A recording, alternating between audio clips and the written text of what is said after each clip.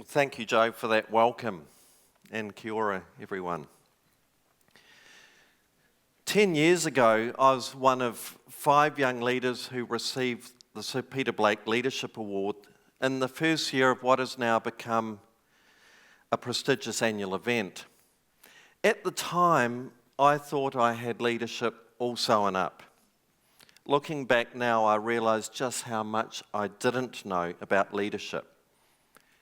Everyone has a go at describing it, but it takes many shapes, and it's certainly not hierarchical. Based on much of what I've learned around leadership in the last decade, I'm absolutely certain that I'll be continuing to learn about it for the rest of my life. I'm really pleased to have been invited here today to share my personal leadership journey with you. But before we get into it, I'd like to share with you 20 qualities that employees look for and admire in a leader, someone whose direction they would willingly follow. Now, I know most of you have got a notepad in front of you, and I'd like to set you a little challenge. I'd like you to take a minute to jot down what you think are the 4 most important qualities in a leader. Just pick 4.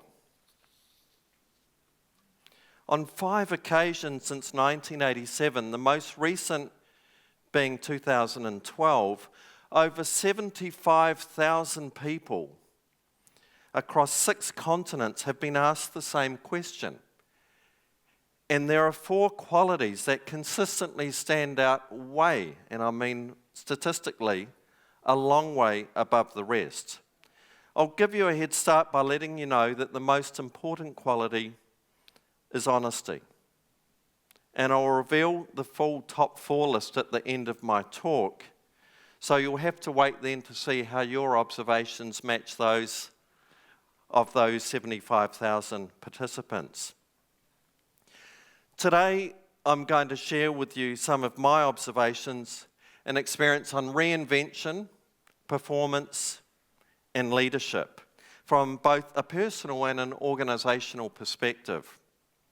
So firstly, thinking about reinvention, let me explain how a guy whose primary qualification was being a sparky, an electrician, became CEO of a Crown-owned entity, one that serves as New Zealand's largest landlord, managing around 68,000 properties across the country that houses 200,000 New Zealanders, with an asset base of $18.6 billion, making the balance sheet more than the value of Mighty River Power, Genesis and Meridian put together. I'm often asked by people who know my background, how on earth did you make that transition? Well, I grew up in an ordinary family in Wellington. I went to a Decile 2 school, Mana College in Porirua. And like most young people, I just wanted to be good at something. Now, my hand-eye coordination, if I'm brutally honest, isn't that flash. And as you'll have noticed, regrettably, I don't have the Richie McCaw physique. So it was sailing that grabbed my attention. And it ignited my passion, and it's what I've stuck to after all these years. Apart from my late dad, there are 3 mentors in particular who've had a huge influence on my development. Sir Peter Blake, Sir Ralph Norris, and Rob Fyfe. My first involvement with Blakey was a young up-and-coming dinghy sailor from Wellington. I'd just moved to Auckland with some talent, but absolutely no track record. Not in a real sense anyway. Now, like many New Zealanders, I'd been captivated with the excitement of the 1981 Whitbread Round the World race when Peter skippered his first boat, Saramco New Zealand, at the relatively tender age of 32. Peter's leadership skills really came to the fore in that race when Saramco broke its mast in the middle of the Atlantic Ocean. that Peter and the crew were able to do some makeshift repairs, put the boat back together with a jury rig, and sail 2,500 miles all the way around the Atlantic to Cape Town and finish the leg against all odds, I think was a measure of the man. And this is acknowledged today as one of the most remarkable feats of seamanship in ocean racing history. And as I listened to the radio coverage of that Whitbread race as a teenager, I became determined that in 4 years' time, I would be on a Whitbread boat, racing through the Southern Ocean, dodging icebergs, and hurtling down 50-foot waves at breakneck speed. Now, I'll admit it's certainly not for everyone, but that's exactly what I wanted to do. And so it turned out.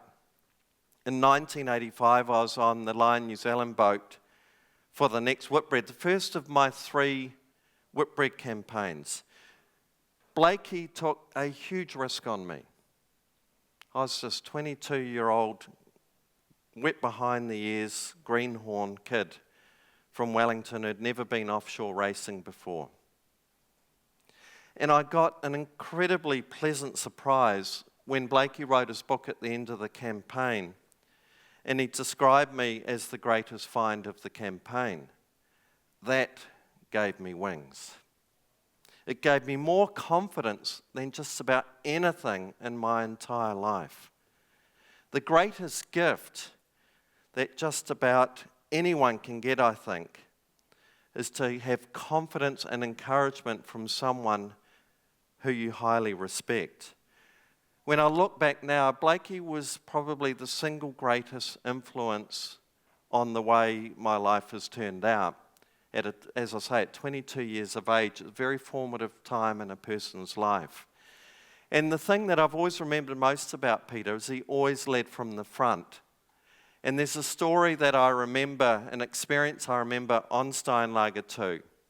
In the middle of the Southern Ocean, where the water temperature is half a degree, the wind chill is way below freezing, and we're on the foredeck at 3 o'clock in the morning doing a sail change, going upwind in the Southern Ocean. Believe me, that is very close to hell on earth. It's not somewhere you want to be. And we're having real trouble getting the sail down as a big squall came through and blowing about 40 knots. And all hell was breaking loose on the foredeck as we're trying to get it under control. And I was up on the foredeck, we're all in our wet weather gear, wrestling the sail down with 5 other guys, when I noticed the presence of someone come running forward, sit down beside me and help wrestle the sail down. We got it under control and pulled it back. And you guessed it, it was Blakey. He had been in his bunk, having been on deck for many, many hours, had felt the boat, all sorts of commotion going on, leapt out of his bunk, put his wet weather gear on and raced forward in bare feet to help with that sail change. And that to me is, I think, a measure of the person and leadership in action. When I talk about the confidence leaders can instill in other people, I got the chance to play that forward 8 years later when I was a senior member of the New Zealand Endeavour campaign in my last Whitbread. There was a young guy on the crew who was me 8 years earlier. He was a young guy with huge talent, huge potential, but there was a bit of an attitude gap. He actually thought he had all the talent and not so much of the potential. And he was on my watch, and I remember vividly taking him aside before we went to England and saying to him, ... I won't tell you his name, "You've got huge talent and potential, but you need to work on your attitude. You need to earn your stripes, not claim them. And there's a gap yet to be earned before you can stake that claim." To his credit, he took that on board, and there was a pretty fundamental attitude change, and he worked incredibly hard.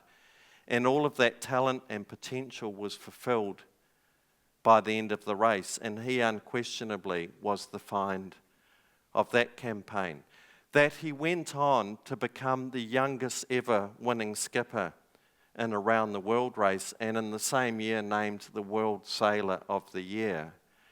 interestingly, at a subtle level, gave me enormous pride. So Ralph Norris was another mentor who had a huge influence on me in my 10 years at Air New Zealand. When I was head of public affairs at TVNZ, Ralph shoulder-tapped me to join his executive team to rebuild Air New Zealand after it nearly failed in 2001. In those 10 years at Air New Zealand, I had 5 different roles. Each time was a purposeful move. I didn't just bounce around because I couldn't figure out what I wanted to do. Ralph asked me to stand aside off the executive team, and he said to me, Glenn, I think you've topped out. You're pretty good at public affairs, the corporate affairs. We've done that well. We've rebuilt the brand pretty well. It's in a good position. But I want you to grow further. And I'd like you to step aside and go into line management.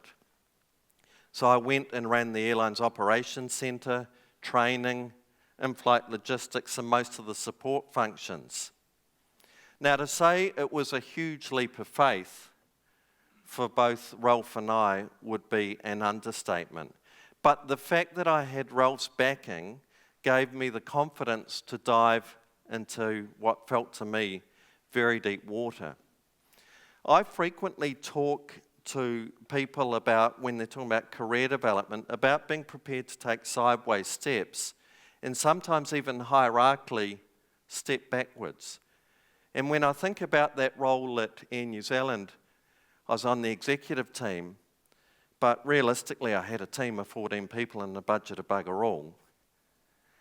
And to go and run a team of 400 people in the airline's operations with a budget of $1 billion was obviously a huge step up, but hierarchically it was a step down. And some people said to me, why would you step off the executive team? It amazed me that people even asked that question. And so I think when we look at our career development, it's incredibly important to be prepared to step sideways or even hierarchically backwards to take on bigger responsibility and opportunity. And sometimes people get a bit fixated on status and reporting lines that I think can be a real mistake. The third mentor was Ralph's successor, Rob Fyfe, another leader with a very different personality again. Rob said to me, as part of my development, that you need to get some serious P&L experience. You've run huge cost centres, but you need to actually run a business and be accountable for commercial performance. And what's more, you need to get your knuckles good and bloody from a bit of good, gritty industrial relations experience if you're going to develop. Well, I got that. Given that I was asked to take over the Tasman Pacific Airline, which at the time was losing $1 million a week, $50 million a year was bleeding out of the bottom line, I thought, well, crikey dick, it's certainly a hospital pass, but how much worse can it get? What we ultimately did was, with crisis comes opportunity. And we essentially reinvented the Tasman Pacific Airline. And so many of you will be familiar now with the concept of seat and bag, the works, what we called seats to suit. We fundamentally redesigned the way we ran that part of the airline based on a lot of customer research. And so that was a huge learning. And over the 2 years I ran that part of the airline, we went from -50 to plus $18 million. So a huge turnaround. I certainly can't claim credit for it all. But it required some pretty innovative thinking and risk-taking and willingness to do stuff really differently from what we'd done before. The other thing that Rob said is, I want you to get some good, dust-up industrial relations experience. And so during my watch, we had, some of you might remember, there was a big strike with the flight attendants on the Tasman Airline back in those days. And so I had the joyous experience of sitting in mediation to 3 o'clock in the morning at the Department of Labour with Andrew Little on the other side of the table, who I have huge regard for. But that was an extraordinary experience because it actually almost became theatre, because part of the industrial action in the early days was that the flight attendants would turn up to work in fancy dress, knowing that we'd suspend them. And it was something like out of Blackadder, the First World War, sort of Blackadder, where one set of flight attendants would put on the fairy wings and the feather boas and all the rest of it, and they'd walk through to hop on the plane, and we'd whack them with a suspension notice. They'd go back through security, they'd hand the gear over to the next person, and over the top they'd go, hoping that we'd eventually have to cancel flights. We never did. I knew quite early on in the piece that it was highly likely we were going to have a full-blown withdrawal of labour strike. So one of the things I learnt in that role is the importance of planning for the worst and hoping for the best. Well, we got the worst as well as planning for it, where we did get a full strike. And we'd done a huge amount of contingency planning. And one of the things I look back on most pride of my time at Air New Zealand was that we stood a 4-day strike without cancelling a single flight. And even I personally became a fully qualified flight attendant, so I could stand there and legally do that. My rating since lapsed, of course, but that was a huge period of learning that I got a lot from. But when I look back, Rob did for me what Blakey did. He believed it would be a stretch, but he gave me the confidence I could do it. Now, the management guru Tom Peters talks about reviewing your personal balance sheet every year, not financially, but in terms of how your personal asset development as a manager and leader has progressed. So ask yourself, how have your assets improved in the last 12 months? If they haven't, why is that? Have you become more valuable to your organisation?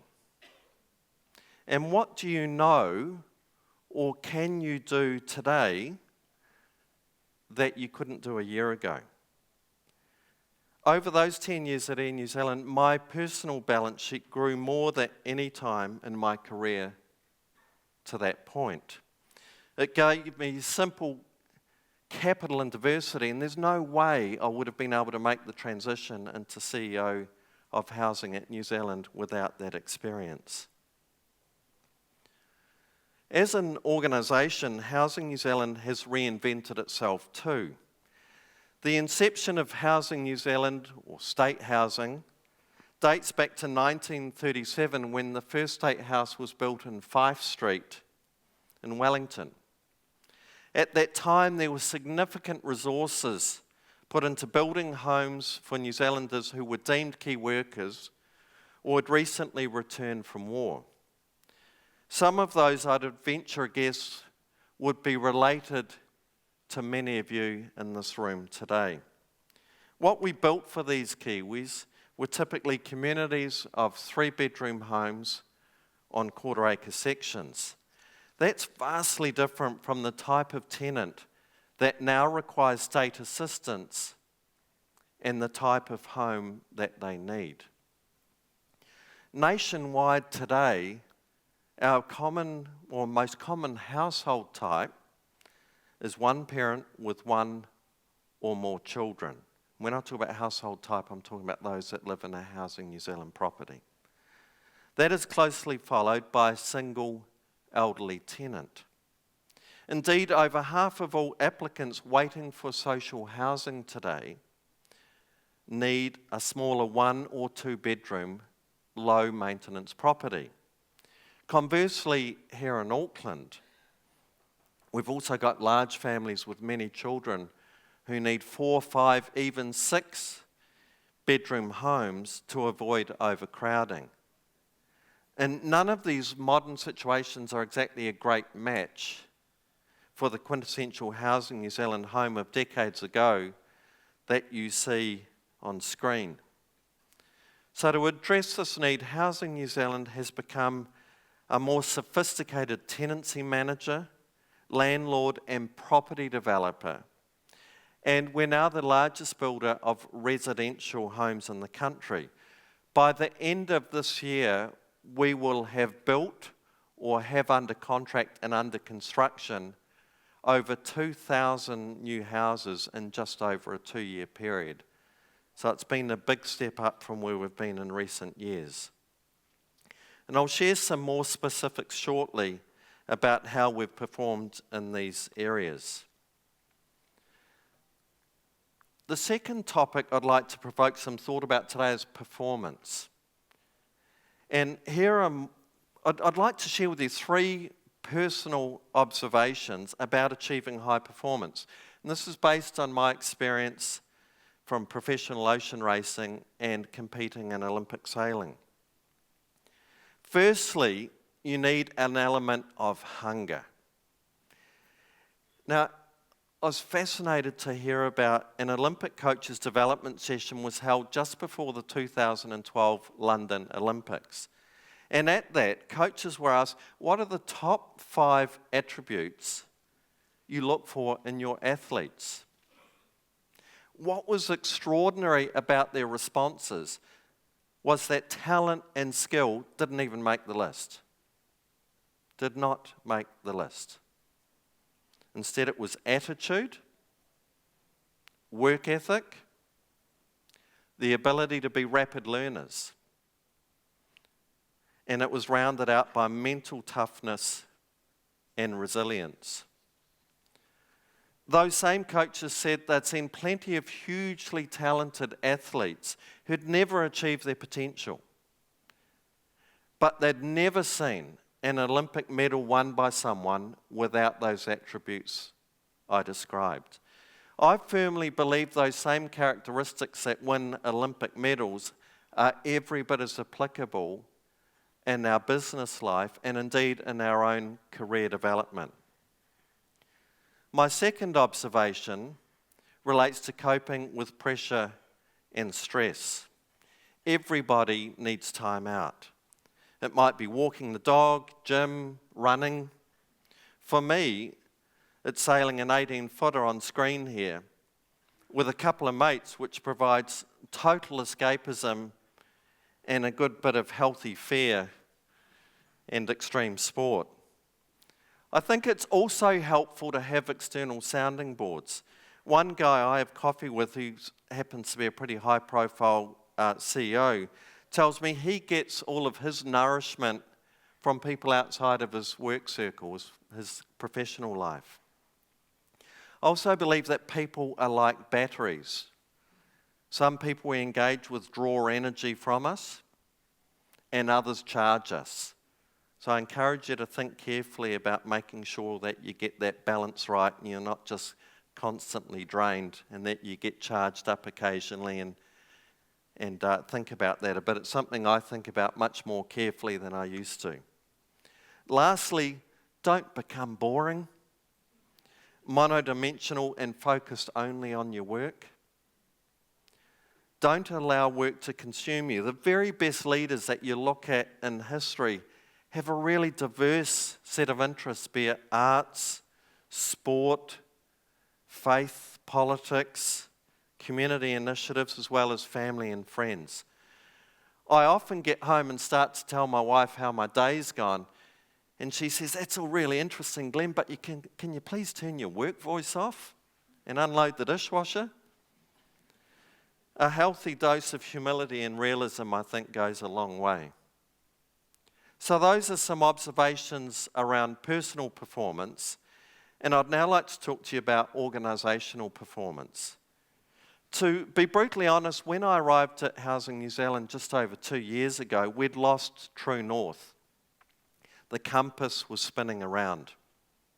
And it's not that people were unmotivated, incapable, or didn't care, but following a big transformation program, many of our people couldn't describe where we're going and how we were going to get there. Early on, I determined that it was all about getting the basics right and getting us back on an even keel. And this meant a complete focus on our core business performance. You can see here on screen, I set about establishing 5 priorities. Let's just get back to basics and focus on what really matters. And it resonated really well with our people.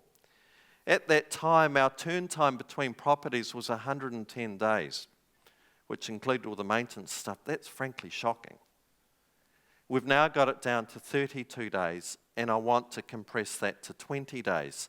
That's just about good asset utilisation and revenue flow.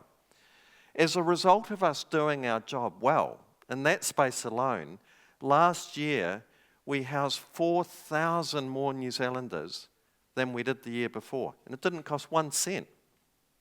Didn't have to build any new houses. We just needed to focus on operating our business really well.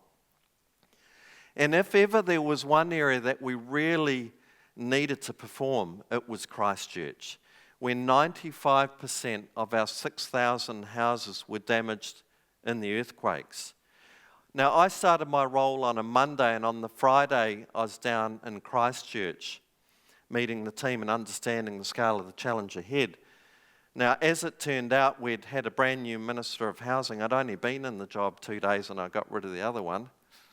Not quite sure what I did there, but Nick Smith came along as the new Minister of Housing, and he was on day 2 and pretty determined to make an impact. So I met him in our office on day 5 of the job for me, day 2 for him. And he proceeded to give me a very granular and detailed description of all that we were not doing well. I think the technical term for it is a wire brushing. And so we took that on board and said, we've clearly got a big job to do here, and we have a significant leadership role to play in Christchurch.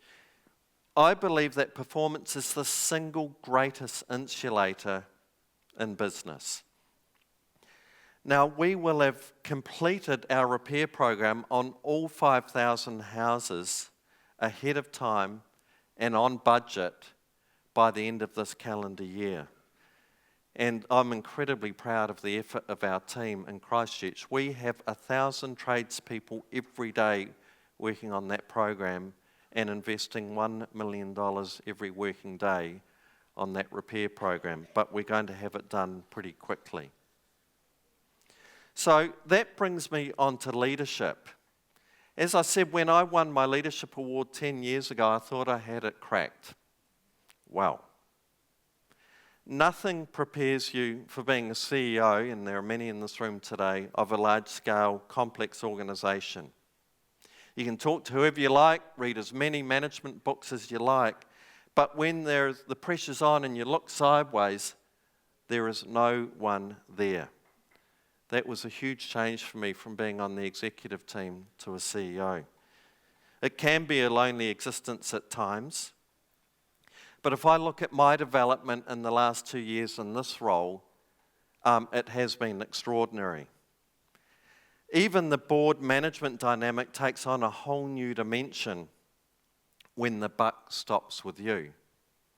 And I'm sure this afternoon's board chair discussion will provide some valuable insights from the board's perspective, which I'm looking forward to listening to. The other thing that I discovered was that as CEO, you always carry an invisible megaphone on your shoulder. You communicate a lot without even opening your mouth. And even when you think you say something, it's not always heard the way you thought it would be. This would be the single biggest lesson I've learned. Now, about a week after I was appointed in this role, and I was still at Air New Zealand, I was walking through an airport, as I happen to do a lot in that job, and I went into an airport bookstore, and I saw this book here. It's called The Corner Office by a guy called Adam Bryant. It's a series of vignettes and reflections on people making the step up to being a CEO for the first time. And I reread it once a year. I've read it 3 times now. And it's extraordinary, some of the stuff in there, but that was where I first heard this notion that you walk around with a megaphone on your shoulder, and no matter what you say or how subtle you think it is just, the impact of it is huge. And to me, that was an enormous learning, and something that didn't sit that naturally with me, to be honest, and I had to think, and still have to think very carefully about. Trust has to be earned. It doesn't automatically come with the title or the role. I'm sure most of you in this room would understand and agree with that. Trust also has to be given. You need to trust your team to make decisions and get on with running the business without micromanaging them. Knowing that they have your confidence to do their jobs well, a bit like what I described earlier, what I got from Ralph and Blakey before him, is the single greatest gift we as leaders can give our people. Be authentic. One of the most challenging bits of feedback I've had in my career was one day I was having my bi-weekly one-on-one with Rob Fyfe when I was reporting to him at Air New Zealand, and he said, "Glenn, I was at this party on Saturday night, and I met a bunch of your old sailing mates, and they're telling me all these stories about Foxy." We won't go there where that nickname came from. But they're telling me all these stories. Where is that guy? I've never seen him at work. That was enormously confronting. It really, really dropped me back on my heels and made me stop and think about the way I was leading and operating at work. It forced me to examine the way I was operating, and I thought very carefully about it. And I'd ask you, do you always bring the real you to work? I know I didn't. I try to now. Working in the public sector takes some adjustment for a person like myself who'd only ever worked in the private sector. There's much less of a she'll be right, and if it's sort of 80% right, it'll be good enough. Fail fast certainly isn't something that's widely encouraged. There's much more focus on process, probity, and assurance, and rightly so. And in the public sector, there's a multitude of stakeholders, ministerial interests, different challenges and dynamics, which I, as a CEO of a Crown-owned entity, need to be highly sensitive to. Getting your top team right is absolutely critical. From Sir Peter and Ralph, I learnt the importance of human connectedness. When meeting Blakey for the first time, I was invited to his house for lunch. And when I was having lunch with him, I realised, in fact, that I was having an interview. And he wasn't interested in whether I knew how to steer a yacht or any of that. He'd figured out I probably was okay at that. What he was much more interested in were my values and basically what was in my DNA. Would I fit and be part of his team? And there was a real sense of deja vu when I was being interviewed by Ralph Norris some 19 years later when I joined Air New Zealand. It was an almost identical conversation to that which I'd had with Blakey 19 years earlier. It was quite surreal. Ralph was very focused on those same qualities. And in my last week at Air New Zealand, just before I started here, I bumped into Ralph at the airport in Sydney, and he was just finishing a stint as CEO of Australia's largest bank. And I said, "Ralph, what is the single bit of advice you'd give me as a brand new first-time CEO, and you're CEO of the decade and the guru and all that good stuff? Tell me how to do it, please." And he said, "Glenn, there's only one thing you really need to focus on." And he said, "Get your top team right. Be completely uncompromising about selecting people and talent." And I certainly have tried to use that same philosophy recruiting my senior executives today. And when I talk about the right fit, again, I come back to more culture and values, not having people that are a likeness of you, because we'll all agree, I'm sure, that diversity of thought and making sure you've got lots of people who come at problems from different directions is incredibly important. Groupthink can be a very dangerous thing. Don't waste time and effort trying to be good at everything. My reflection is great leaders only excel at a few things. Hire great people, hopefully people smarter than you, who are better at what they do, and empower them to be their best. Get comfortable with ambiguity. Ambiguity I was okay with, but as you move higher up the organisation, we all need to get much more comfortable with dropping our control freak quotient. And that's something that I continue to have to work on. Making sense of ambiguity involves identifying patterns, being realistic about what you can control and shape, and recognizing equally what you can't, and then dealing with it. Now, leadership, I believe, is never more important than in times of diversity.